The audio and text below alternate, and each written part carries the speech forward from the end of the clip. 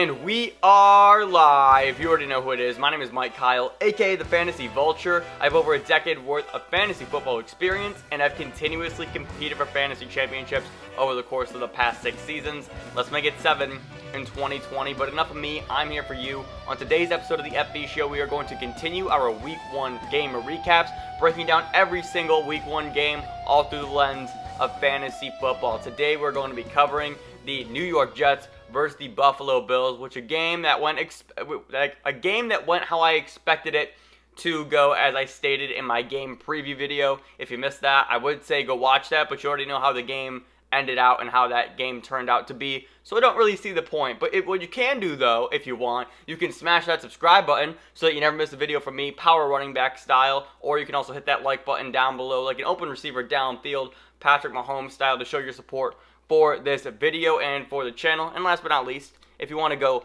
personal, you can follow me on all social media platforms at FFVulture. A lot of cool content going on at those places. If you're subscribed here, you know how we do game highlights, so let's just jump right into it. The New York Jets versus the Buffalo Bills. This is a game of two teams that I really like this season. And we're going to start off in the first quarter here. Josh Allen, he's got a play action rollout, 1-yard touchdown. first and goal here. Josh Allen had 9 rushing touchdowns last season. It looks like he's going to try and break that record in 2020. Bills strike first. And then later on in the first quarter, play action again to Zack Moss. And Josh Allen's going to wait, and he fires it right back to the rookie in the end zone. 4-6, the rookie's first touchdown in the NFL. Welcome to the league. And then just a little bit later in the second quarter, a little screen pass, bubble screen to John Brown, 18-yard touchdown, and the Bills are just pouring it on the Jets. But will the Jets be able to make a comeback? Leveon Bell, little out route, wheel route. Ooh! 25 yards. Bell did leave this game with a hamstring injury and was listed as doubtful. But then just a bit later on in the third, Jamison Crowder, I've been talking him up all off season long. We're going to talk about him in just a little bit, but he's going to take this to the house for a 69-yard touchdown. But that's it. That's all we got from this game, honestly. The final score here was the Buffalo Bills 27, the Jets 17. It was a game that looked a lot, the score looks closer than what it actually was. That Jamison Crowder touchdown obviously took the Bills deficit a little bit closer, a little bit shorter. And then there was a Josh Adams, was it Josh Adams or Josh Kelly? Who was it? Hang on, where's my... I believe it was a Josh Kelly, or who was it? Was it Josh Kelly or Josh Adams? Hang on. We're going to look this up right now. Because I didn't even include the highlight, because it was Josh Adams. Yeah.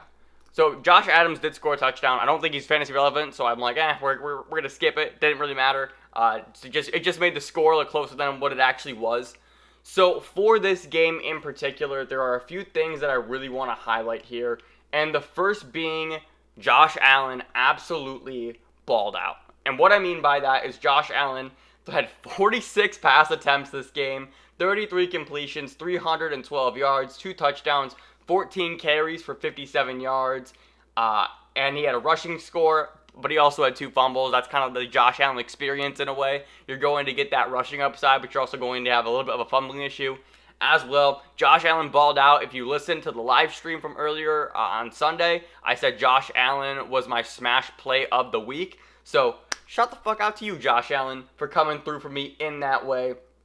Another big storyline here, just sticking with the Bills, was how little they actually ran the ball. And what I mean by that is, this is a team that really is predicated upon being a run-first offense, and they just weren't that today. 46 pass attempts? Are you fucking serious?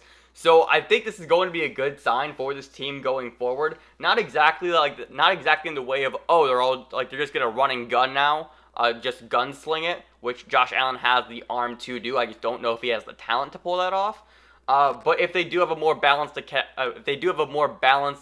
I do think that's going to benefit them in the long run, because last season it was a bit predictable of what they were going to do on every single play, I felt like. And this season, with the addition of Zack Moss, having Devin Singletary out of the backfield as well, him getting more, equated to the NFL, I think that this team can do a lot of damage this season.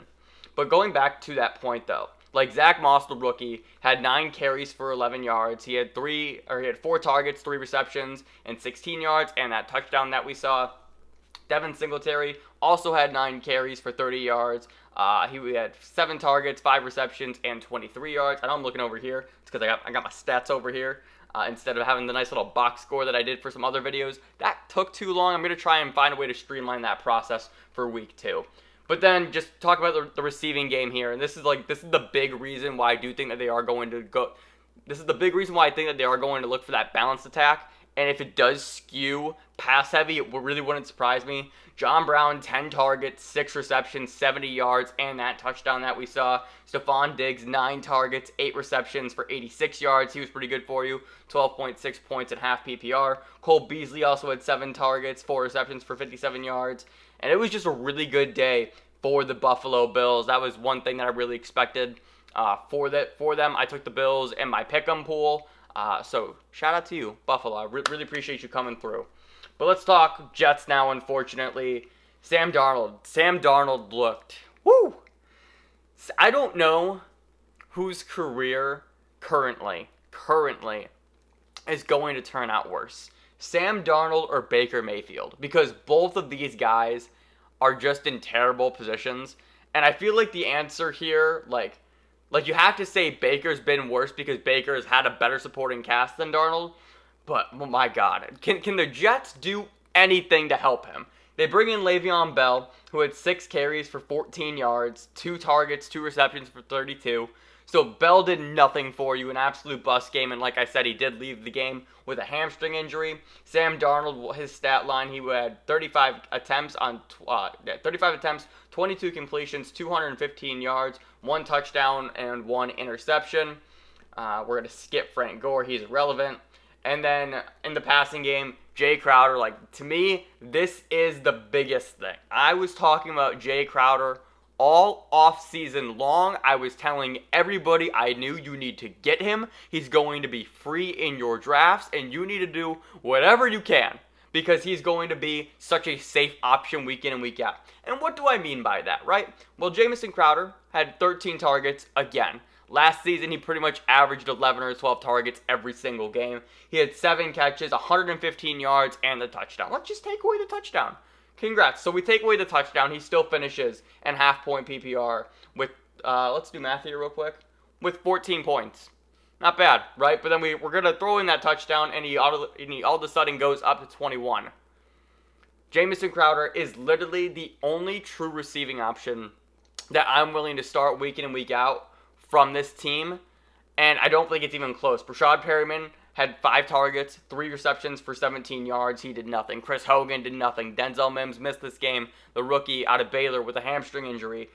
Chris Herndon, I do want to talk about him actually, because he is worth noting.